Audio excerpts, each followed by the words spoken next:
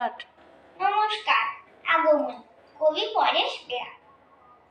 মা দুর্গা, দুর্গা মা গো, আসবি নাকি মর্তধামে?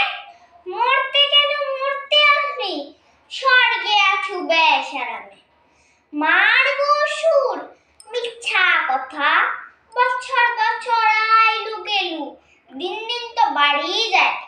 কটা অসুর মারিয়ে গেলু, দিন দুপুরে রাস্তা ঘাটে হাজার হাজার অসুর ঘুরে।